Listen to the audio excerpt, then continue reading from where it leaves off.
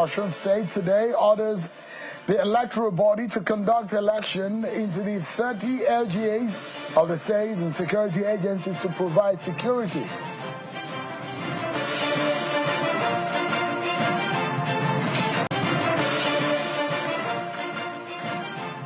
And the Deputy Speaker of the House of Reps today says the 31 state creation proposition failed constitutional procedure.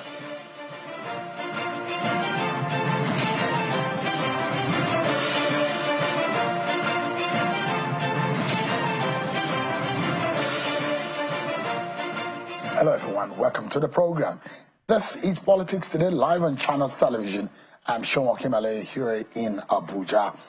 Let's begin tonight by letting you know that the House of Representatives Committee on Constitutional Amendment says it has rejected the 31 proposals for state creation, citing failure to meet constitutional requirements.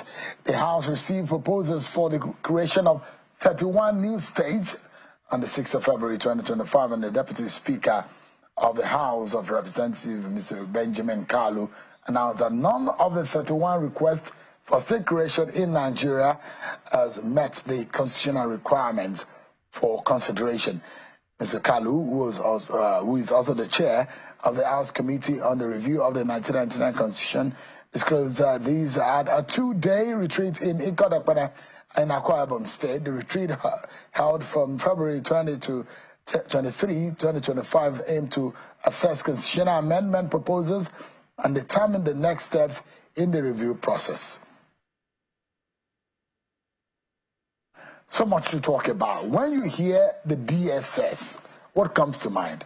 How important is that security agency in securing this country? There's been a lot of controversy around their job, their role, what they do and how they go about it, covered, non-covered, and all of those jobs as stipulated by the Constitution.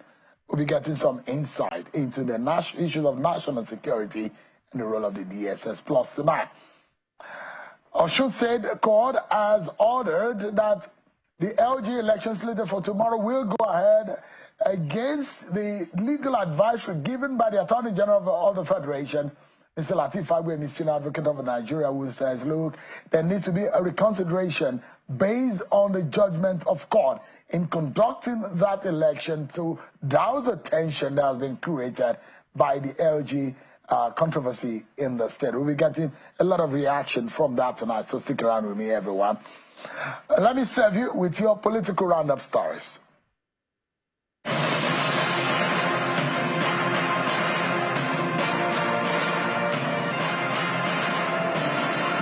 Former Vice President Atiku Abubakar says Nigeria is facing an existential threat and calls on well-meaning Nigerians to emulate the courage of late elder statesman Chief Edwin Clark to speak truth to power and fight for the unity of Nigeria.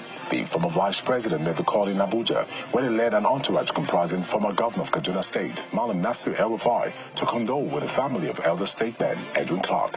The former Kaduna State Governor, Nasir El-Rufai, also describes the Niger Delta region as the glue that holds Nigeria together and urges leaders from the region to emulate the courage of the late elder statesman, Chief Edwin Clark.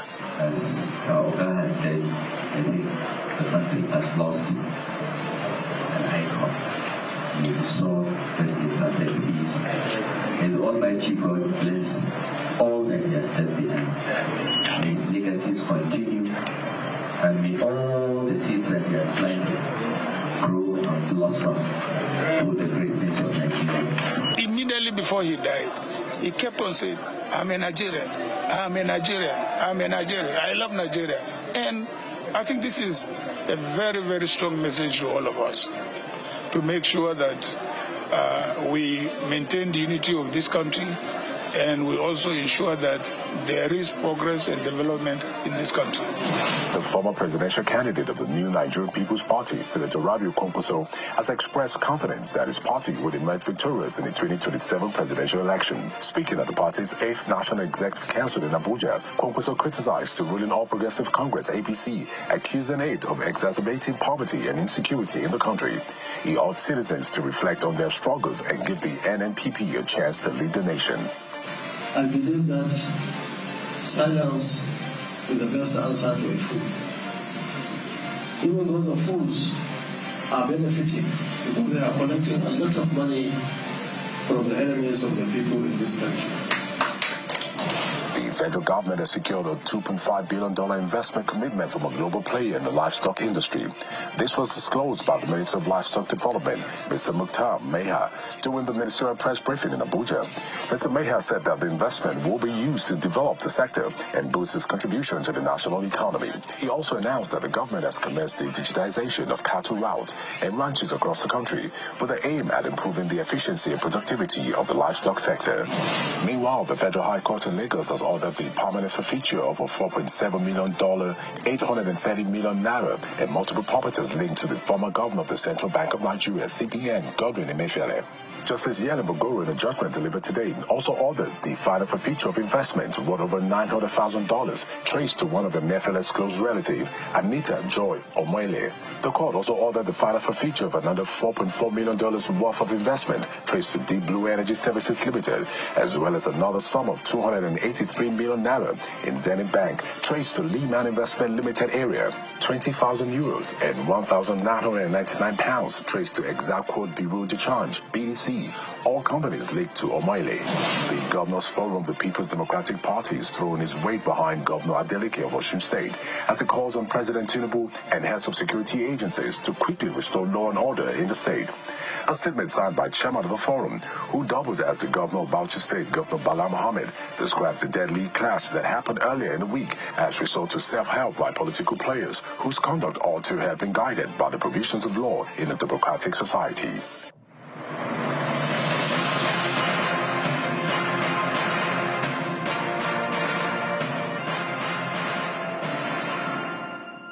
Thank you so much, everyone. You've been served with your political roundup story. So let's tell you that a lot happens that we can't see. When I say we can't see, it means that there are a lot of background work that goes into securing this country. But a lot of the times when we see the interference or the relationship between the civil population and the security agencies, especially those ones that have their jobs cut out for them in the area of covert operations. There's a lot to learn about what they do. Tonight, looking at issues of national security and the role of the Department of State Security Service, DSS. I'm being joined tonight by Mr. Muhammad Goshe, who is a retired Deputy Director General of the DSS. Assistant Director General of the DSS. Thank you so much indeed for joining us tonight. Good evening, sir. You know, and to also point out that you are a lawyer too, of many years of being called to the bar. Thank you so much indeed for coming tonight. You served in Rivers State, perhaps one of the most volatile areas in this country. And for some of us who know some issues about the military days and how the DSS had graduated from what it used to be known up to now, people still mistake or people still mix up SSS, DSS. What is there any difference? Is it nomenclature? Is it the name or what exactly? Well, thank you, sir. SSS is the name given to the State Security Service when it was created.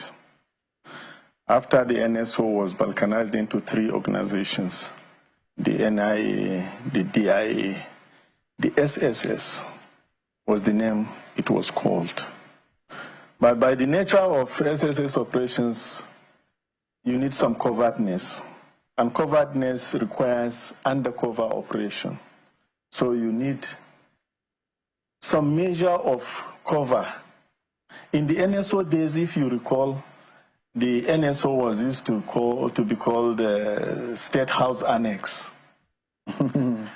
Now, State House Annex was like, it was a department in the State House. They were operating under the umbrella of the State House. So when SSS was created, it was like, what cover do we adopt?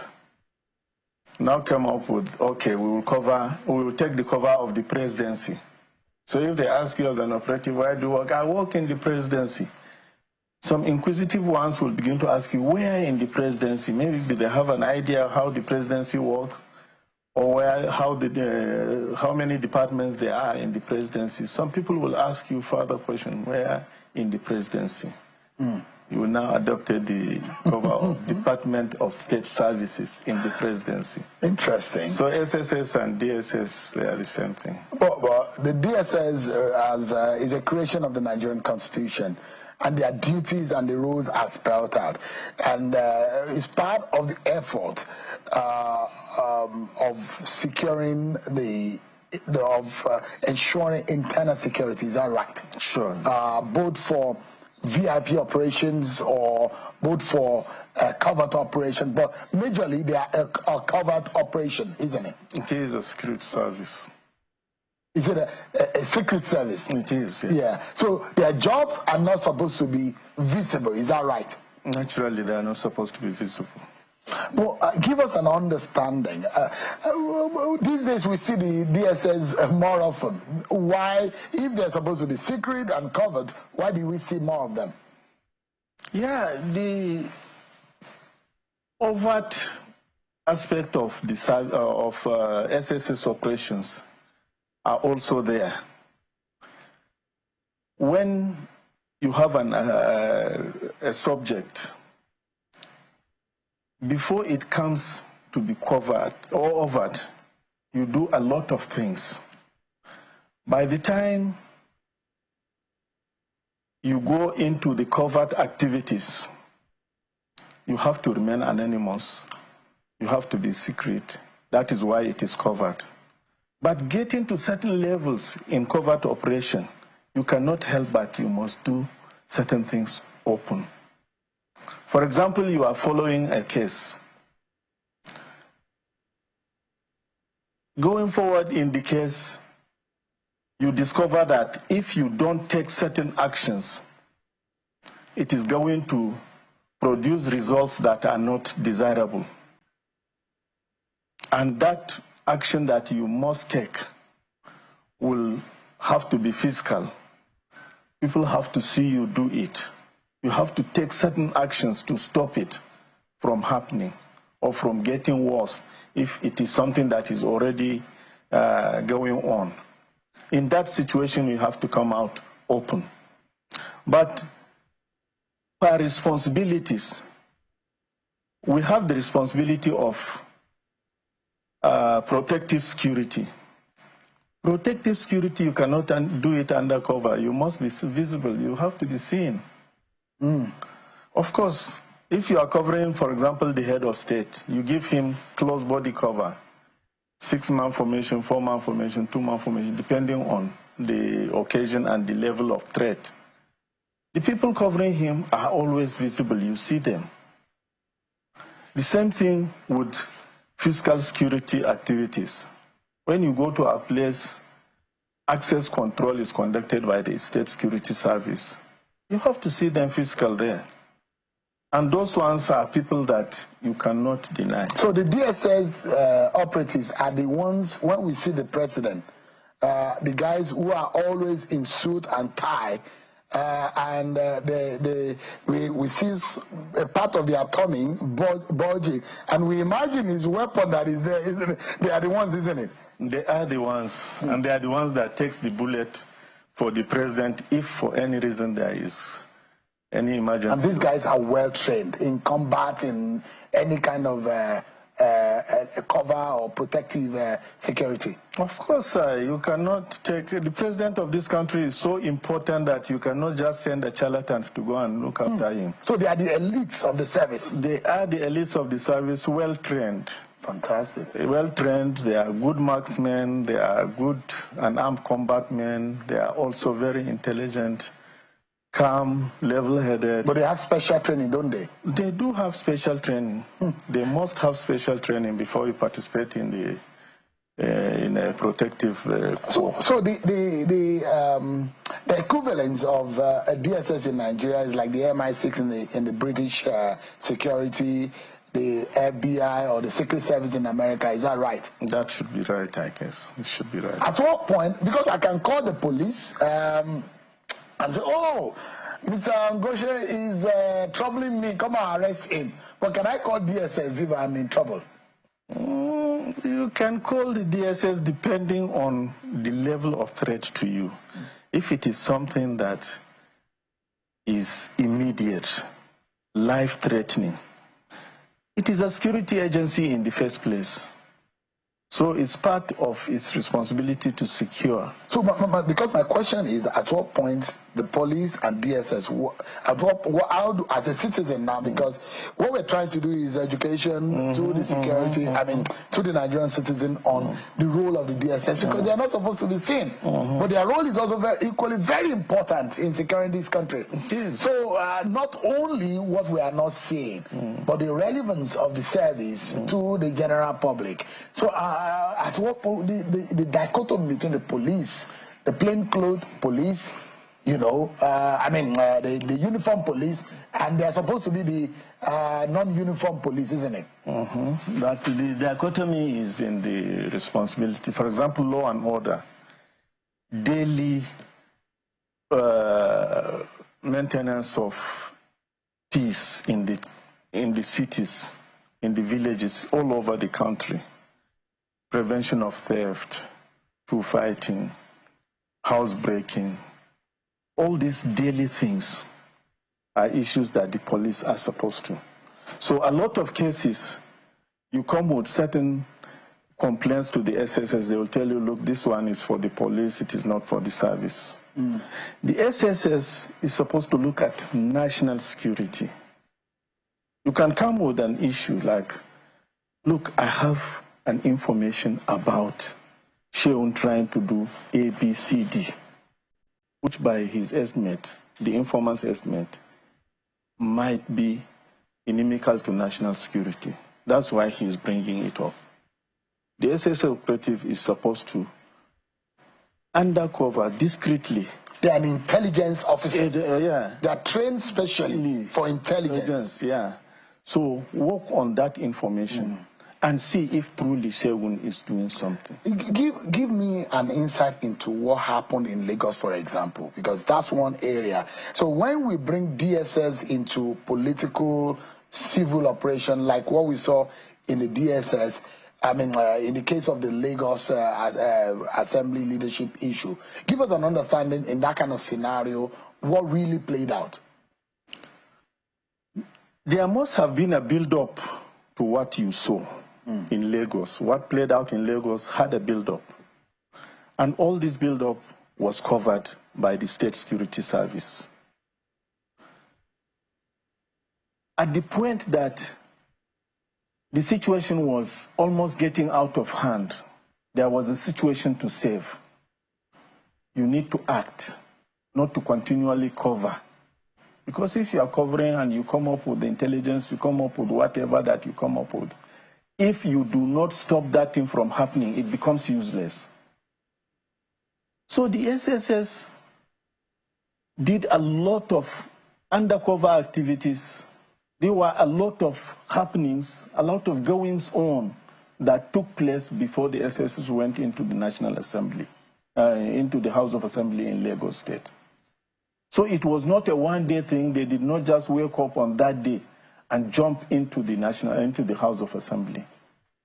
It might interest you to know, Sheun, that even the House of Assembly wrote the service to intervene. That was one area that really caused a lot of controversy because they made it look like no one invited the service. No, that is not true.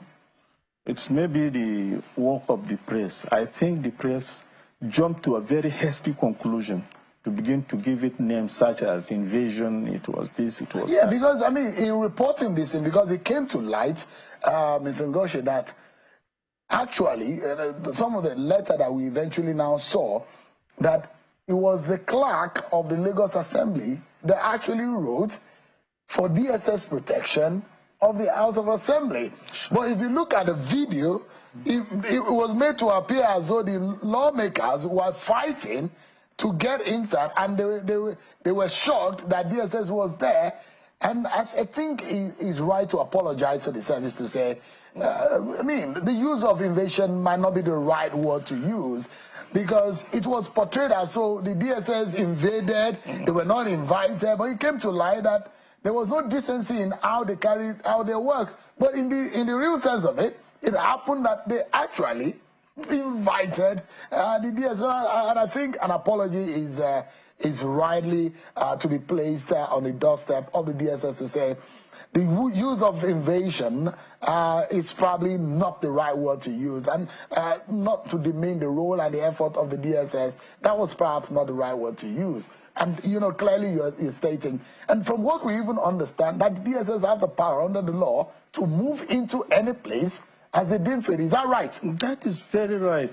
Sir, if you are working as a security agency and you see trouble breaking out, the probability of loss of lives, damage to property, very high. Why do you need somebody to come and tell you that you should go and act when you know that is your responsibility? The primary duty of a security officer is to secure lives and properties. And in the case of national security, you secure institutions. The House of Assembly of a state is a political institution, is an arm of government in this country. So it is one of the cardinal responsibility of the State Security Service to protect that institution, the institution of the legislature, to make sure it works. Where it is threatened, it is not a thing that you will wait for somebody to give you clearance before you go to do it. The most important thing is for you to do your assessment properly. And in security operations, timeliness is very, very key, because any delay to take action on a particular information might lead to that action being carried out. And the moment it is carried out, there is a failure, whether of intelligence or in failure of the agency to act. You know, in my own faith, there is something that we call appreciate God and give thanks even for the things that you did not see. I'm going to bring that inference into what the DSS does. A lot of the times, there are a lot of things that we don't see that DSS does.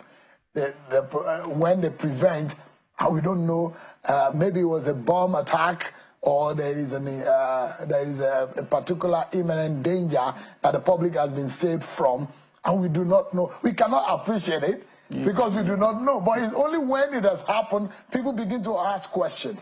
What are the security guys doing? But give us an understanding. You've spent all your life serving this country in the DSS.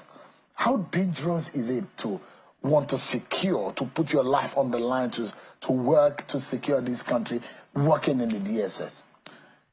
Yeah, before I get to that, Shegun, I want to encourage the media, not just the channels, but all media organizations, to be circumspect in choosing words to describe security operations.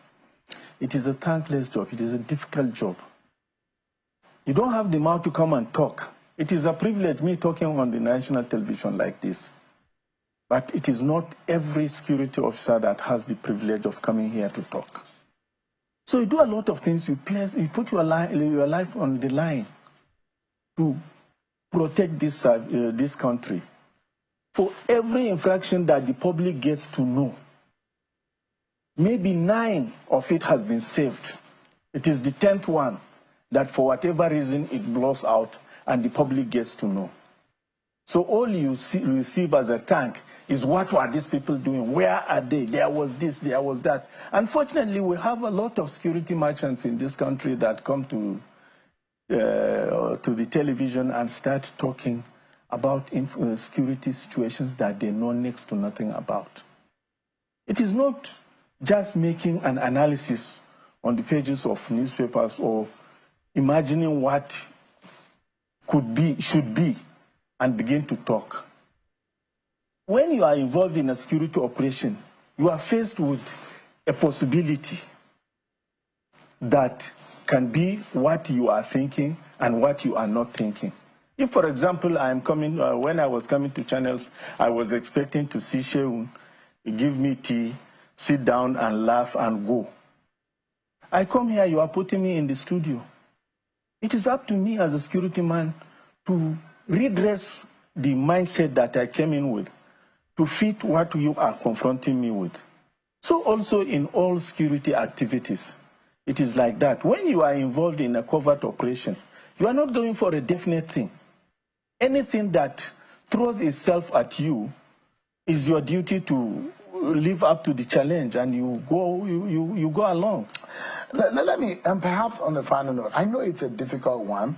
DSS particularly don't get the praise or the praises that they deserve in some of, and on this program, I give my salute every time when gallantly our officers on the front line, and even those one in the back line, will show their gallantry to protect the peoples and the integrity of this country. I mean, it's always a doffing of the heart for them in the sense that a lot of the times you don't even know what they do, but they just do the job anyway against it. In fact, I also appreciate when I see a police officer on the road, except the ones who beg for money.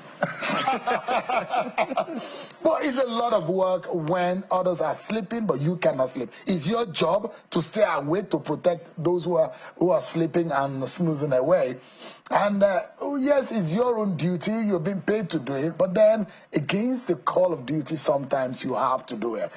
Under Mr. Oluwatosin Adeolaje, the head of the DSS, it does look like I'm seeing a new approach in the way and manner he wants to run the DSS. And this is what you have done all your life. And what do you see as the uniqueness of this man's approach? Very unique. And we thank God that he is doing what he is doing. Over the years, perhaps because of stereotypes, SSS has been operated in a particular manner. And a lot of inroads were allowed to come into the operations of the service from political influence,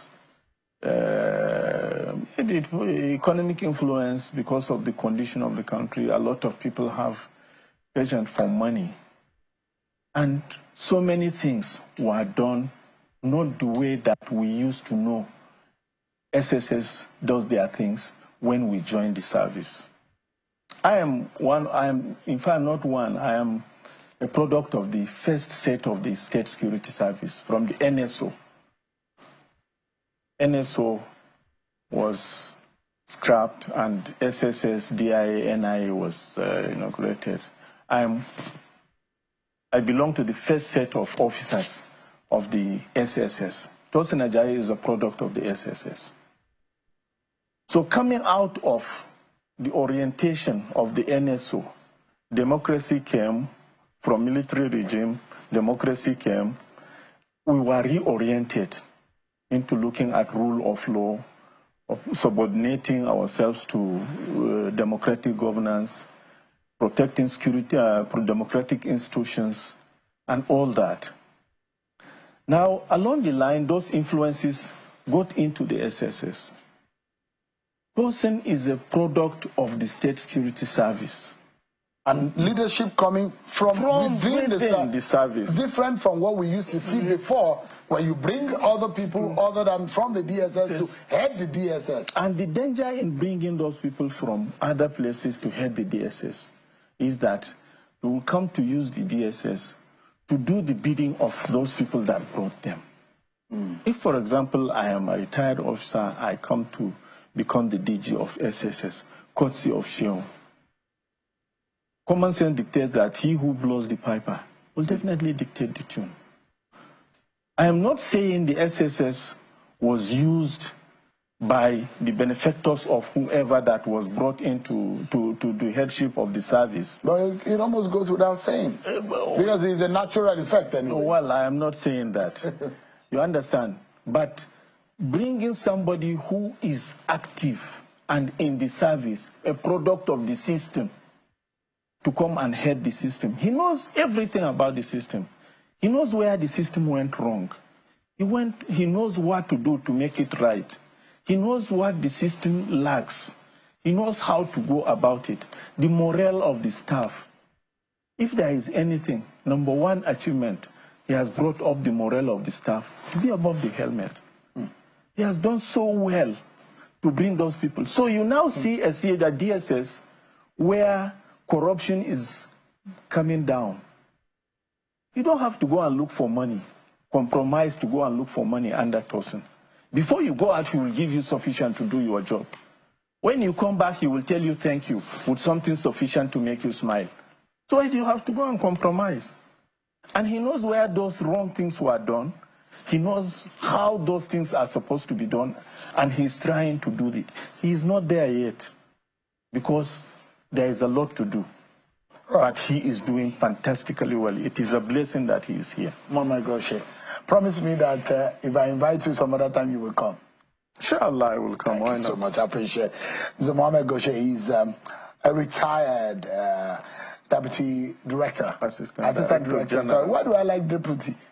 I called you deputy earlier. As the director general of the DSS, one man that has grew out from the rank, retired at very highest level at the DSS. Thank you so much indeed for the insight that you've given to us tonight. Thank you, sir. I appreciate it. Thank you. I hope the apologies will be carried to the DSS officially. Officially. Yeah, because we needed to stop some Absolutely. of those things. And I mean, I need to say it, and I do this a lot of the time, and maybe it will be a morale booster to anyone who is carrying arms and wearing uniform, and you are out there thinking that no one cares about what you are doing in protecting this country. We care, and we love and we respect and we salute your bravery wherever you may be. You might be in the interiors of Adamawa or Borno State or Benue, or in fact in Ekiti State or Kwara, or in fact in Akwa Ibom, wherever you may be in the country, protecting the peoples of this country. We salute you tonight. Well done. We're going to break, everyone. But when we return from the break, we'll be going to Osun State, where it looks like trouble was looming, and the court has said, go ahead with the election. Osun governor is saying he's insisting that election must hold. But we hear from the other party. The APC says they are not doing, they're not going into that election. Ememawaye was a commissioner under former governor Oyetola. He will be speaking with us after this break. Join us again, everyone.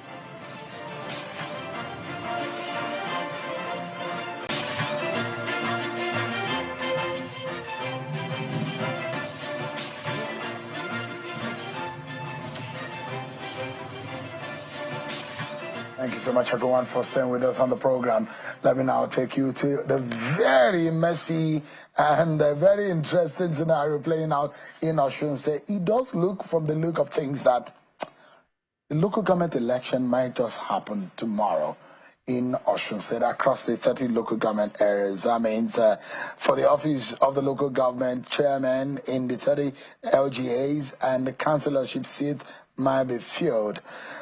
This is because there is a court order from an Elisha High Court asking that the electoral body in Osun State should go ahead and conduct the elections in all of the 30 LGAs, and has also ordered the security agencies across board to provide protection and security. Well, this is coming despite the legal advisory given by the federal government. Yesterday, we saw the Attorney General of the Federation, Mr. Lateef Fagbemi, with a legal advisory to the government of Osun State and Senator Ademola Adeleke, the governor, to toe the line of legality and based on the extant law and the judgment of court to consider holding on in going ahead with the elections. But the court has said go ahead with the election. This comes a day after the Attorney General had given his legal advisory.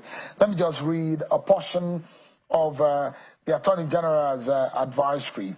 He said, I will appeal to His Excellency Governor Adeleke to toe the path of law in this matter and not instigate unnecessary violence in Osun State. Nobody benefits from violence. It is therefore of utmost importance for Governor Adeleke to advise Osun State Independent Electoral Commission, OSIEC, to shelve the idea of proceeding with any local government election now. But now, events may have overtaken that because today, a court sitting in Elisha had given an order. Well, an official of Osun State has been speaking, and they said the governor is a law-abiding citizen and governor of the state and will follow the law. Take a listen to the press conference held earlier today. The governor of Osun State is law-abiding and cannot go against the judgment of the Osun State High Court just highlighted. More so, OSEC is an independent body. No government, no state government has a control over the affairs of OSEC. It's just like the federal government cannot control INEC. State government cannot control OSEC. The order and the judgment is against OSEC, and I want to enjoin the good people of Osun State to comply with the judgment and decision of the Osun State High Court by going out tomorrow to cast their votes for the political parties of their choice. All right, that was earlier today. Let's get some insight into what has been going on. The APC says they will not participate in that election. I'm being joined by a former commissioner for works and transportation in Osun State under Governor Oyetola, who is also presently the executive director, project implementation at the Federal Housing Authority in Nigeria. Is live for us from Lagos City. Thank you so much, Honorable Mowai, for joining us tonight. Yeah, Sean, good evening. Good evening, viewers at home. Your party has said that it will not participate in the election of tomorrow, but the High Court in Elisha has said OSEC should go ahead and conduct the election. Let me get your view on the order of court. Well, it's quite unfortunate that the order is coming from a court in my town. This is a judicial rascality. There is a clear court judgment affirming the elected local government officials. There is no vacancy, so you cannot have election. And it is also laughable that a court of a lower jurisdiction is giving an interlocutory injunction against the judgment of the court of higher coordinate. It is laughable. I saw what the Attorney General of the state said earlier, a lawyer. I'm shocked that the Attorney General of the state, that is a lawyer, is also saying they want to adhere strictly to the interlocutory injunction from a court of lower coordinate, when the Court of Appeal has clearly stated that there's no vacancy and that this sacked council chairman and councillor should be reinstated. So it's simple. There's no vacancy. As far as the law is concerned, the council chairman and the councillors are back in office. So usually what happens is when there is some controversy or when there is a confusion about the position of the law, you have to go back to the court to get clarity. And I'm not sure what you meant by judicial rascality, because this is a competent court, and it might be offensive to that court and the honorable judge who sat in that court. With your statement, I like not to offend the sensibility of our court, because they are the opium of the masses. They are the defender of the average person. But your party says it will not participate in that election. Is there any justification for that? Yes, because there's no vacancy. There's no need for the election. Sean, I think we need to make this clear. You're a lawyer and you understand this. If you need an interpretation of a judgment, you go to the higher court, not the lower court. You are going to a state high court to interpret a judgment of the Court of Appeal, a unanimous judgment of the Court of Appeal. And it's also very laughable that the motion was filed 3 days ago for the High Court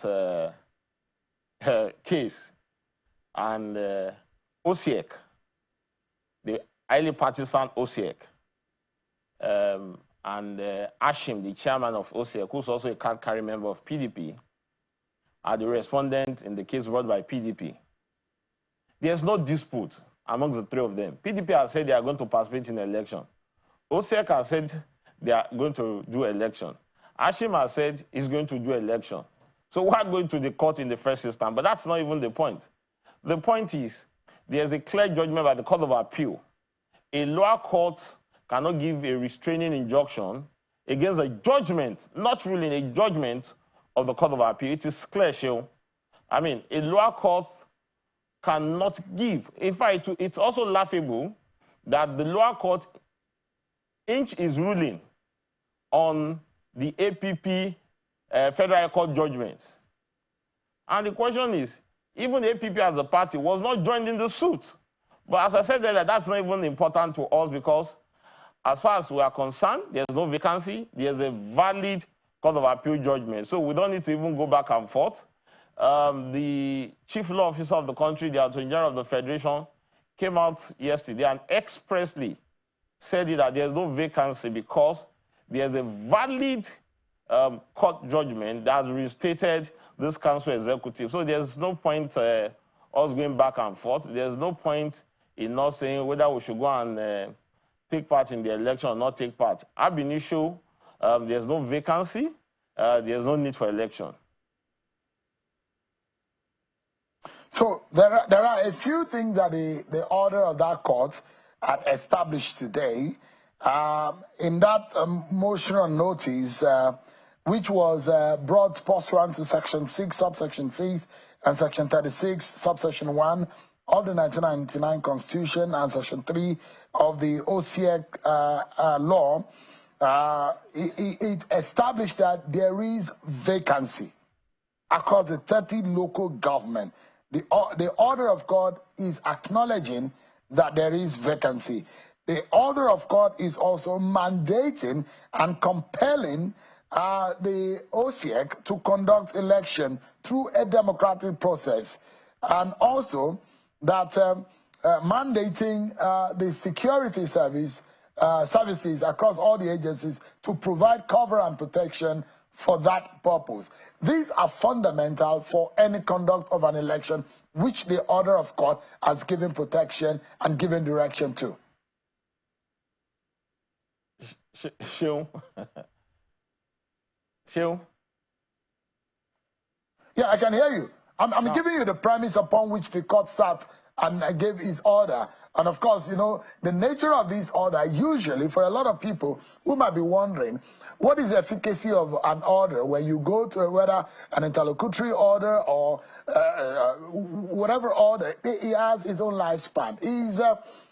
Is a relief you seek in front of the court to say, God protect me, I may be injured by the decision or the action of the other party. But pending when that action will happen, stop the other party until we both appear before you, and an order of God is given to protect whatever is supposed to be the material, the value of the argument in question. These are some of the issues that happen. And when Osun State discovered that there might be a problem if election was not conducted, that's why they ran to the court to say, give us protection pending when we appear before you. This will be this order will expire naturally because it has a lifespan. And I'm giving you the premise upon which they approached the court today. So, who went to court? Who went to court, Sheil? Of course, it isn't obvious. It's there in the order, isn't it? Hello? Who went to court? The PDP went to court. Now, the PDP went to court. You go to court when there is dispute. PDP is saying they are ready for the election. OCEC, the partisan OCEC is saying they are ready for the election. The chairman of PDP, a card-carrying member of, chairman of OCEC, a card-carrying member of PDP, has said he's ready for the election. So ab initio, there was no dispute. So why did they even go to court? But that's not even the concern. As I said earlier, you have gone to collect an order to say you must do election, an order to tell you there's no vacancy. So the question is, when the substantive matter is determined, what will be determined? When all what we expect that is determined by the substantive judgment had been given as order, but that's not even the issue. The issue is clear, Sheil. It's just like you wake up today and you say you go and get an order from the court saying that you go and do presidential election. The president has been elected for a term of 4 years. and until he runs out his term, there cannot be another person, there cannot be an election. So this is very, very clear. We don't have to argue this. You're a lawyer, you understand this clearly. There's a court of appeal judgment that is clear, that has said there's no vacancy. These people should go back to their work, and they have since resumed. So you're going to get order from a lower court, from a court of lower jurisdiction, is abuse of judiciary. That's why I said it earlier that it's just laughing. Let me ask you. It's even coming from the High Court in my town, but I can tell you that is not even our concern. It cannot stand anywhere. It's clear. You're a lawyer, you understand this. A lower court cannot validate a judgment of a court of appeal. It is not done. This is not a banana republic show. It's not done. So we are not even stressing ourselves. Moaye, yeah. How did we get here? And what was bizarre to a lot of Nigerians watching is how violence broke out in your state. And perhaps we also understand that you were also under attack. We also understand that some persons have been killed. How did we get here? How come your party and the PDP, or with whoever is in all of these in the equation, got against each other and people were killed? I mean, how did Osun State get to this level? And because they have accused you and your party of this violence. So it's quite unfortunate. They've accused us of violence, but we're on the receiving end. We lost a prominent member of our party, Remy Abbas. You can say I'm putting on black. We are still mourning him. One of the reinstated chairman of Iriwole local government was killed in the broad daylight. My convoy was fired at. They raided my vehicle with bullets. Why that? What all that? Well, I think we should beg Governor Adeleke not to kill all of us, because there is a clear court of appeal judgment. Now, let me give you the genesis of this thing so that our viewers at home will understand. On the 25th of November, 2022, there was a Federal High Court judgment that sacked the validly elected council chairman and councillor. On the 27th of November, 2022, Governor Adeleke sacked those council chairmen using an executive order, inching this on the 25th November 2022 Federal High Court judgment. Our party, not pleased with this, approached the Court of Appeal. And on the 10th of February, the Court of Appeal set aside the judgment of the Federal High Court of November 25th that Governor Adeleke inched his executive of that to dissolve the council members. And the Court of Appeal reinstated them. They granted all the relief, and part of the relief is that the validly elected council chairman and the councillor should be reinstated back to office, and the Court of Appeal granted the reliefs. So, and we went to the police. The police said, we cannot act until we see the CTC. And don't forget, according to the Nigerian Constitution, 1999 Constitution, Section 287, subsection 2, it said, and I quote, the decision of the Court of Appeal shall be enforced by authority and persons. Now, it is a duty of the police to enforce the decision of the Court of Constitution of Nigeria. So we approached the security operative, and they said, until we get they get the certified true copy. So they got the certified true copy some days after, and they said, yes, you people can resume back to office. But it was shocking that when these validly elected councillors were going back to office, they were attacked. Remy Abbas was killed in the broad daylight. There was no provocation. I was going on the federal highway. They fired at my vehicle. I was not going to the council. I was not even part of the councillors. There was no provocation. We are law-abiding people. We are law-abiding party. We adhere strictly to the Court of Appeal judgment. And the PDP caucus in the House of Reps came up with a motion, and they said the Attorney General of the Federation should interpret the judgment. He's the number one, he's the chief law officer of the country. When there was issue in the case of Edo State, the Attorney General of the Federation said the APC governor of Edo cannot sack the PDP governors, and they were reinstated. when the House of Rep caucus, PDP members caucus from Osun State, said the Attorney General of the Federation should interpret the judgment of the Court of Appeal, February 10th Court of Appeal. The Attorney General came and interpreted it and said there is no vacancy, that these people are back in office. The court had reinstated them. And they advised the governor that you should not cause problem in the state. So I don't understand why the governor is insisting on holding an election when there's no vacancy.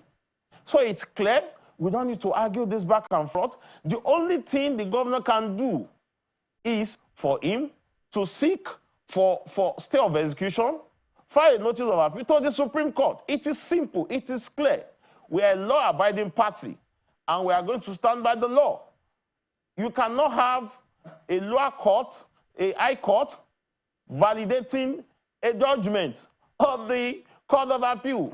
So you are a lawyer, you know this is not possible. Mr. Remi Omowaye, thank you so much indeed, and we're hoping that whatever happened in your state, no one else will die and no one will be injured, just for the sake of peace and progress in that state. Thank you so much indeed for your time tonight. Mr. Remi Omowaye is a former commissioner for Works and Transportation in Osun State. Thanks so much indeed. That's our show for tonight, everyone. Thanks for watching. I'm sure Akimale. God bless Nigeria.